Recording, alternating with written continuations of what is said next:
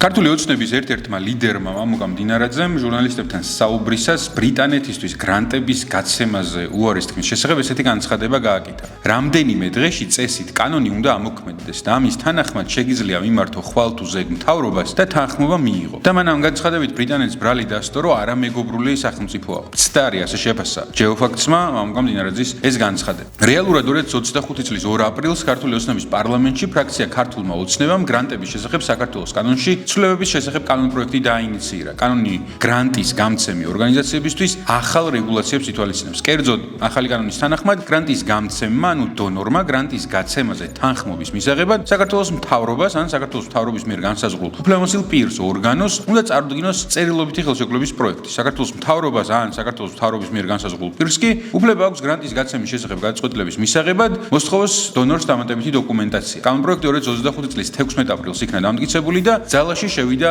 გამოქვეყნებისთანავე. აღსანიშნავია ისიც, რომ კანონპროექტი კანონის ძალაში შესვლასთან დაკავშირებით რაიმე სხვა დამატებით დათქმას არ ითვალისწინებდა. კანონი გამოქვეყნებისთანავე შევიდა ძალაში, შესაბამისად, გრანტის გაცემის მსურველ დონორ ორგანიზაციას წარმოიშვა ვალდებულება იმოქმედოს ახალი საკანონმდებლო რეგულაციის ფარგლებში. შესაბამისად, გაერთიანებული სამეფოს საელჩომ გრანტის გაცემის ნებართვის მიღებისთვის მიმართა კანონით განსაზღვრულ პირს, მთავრობას. ის, რომ საქართველოს მთავრობას ჯერ არ მიუღია სხვა კანონქვემდებარე აქტები, რომლითაც დამატებით პროცედურებს განსაზღვრავდა, არ ნიშნავს, რომ კანონი არ ამოქმედებულა. თუ საქართველოს მთავრობას ან კანონმდებელს მიაჩნდა, რომ კანონის ამოქმედებისთვის აუცილებელი წინაპირობა იყო დამატებითი კანონქვემდებარე აქტების მიღება, მაშინ მას საკანონმდებლო ცვლილებების მიღებისას გარდამავალ დებულებებში თავად უნდა განესაზღვრა, რომ კანონი ძალაში შევიდოდა მისი მიღებიდან გარკვეული ვადის გასვლის შემდეგ, მაგალითად 30 დღეში, მას შემდეგ, რაც შესაბამისი პირი, ამ შემთხვევაში მთავრობა, კანონქვემდებარე აქტებით კანონის ამოქმედებისთვის საჭირო პროცედურებს განსაზღვრავდა. შესაბამისად, კანონი ძალაშია შესული. შესაბამისად, მცდარი ასე შეფასა ჯეოფაქტსმა მამუკამ დინარაძის ეს განცხადება უფრო მეტი დეტალი იხილეთ ჩვენ სტატიაში, გამოიწერეთ ჩვენი არხი და დაელოდეთ სხვა გადამოწმებულ ფაქტებს.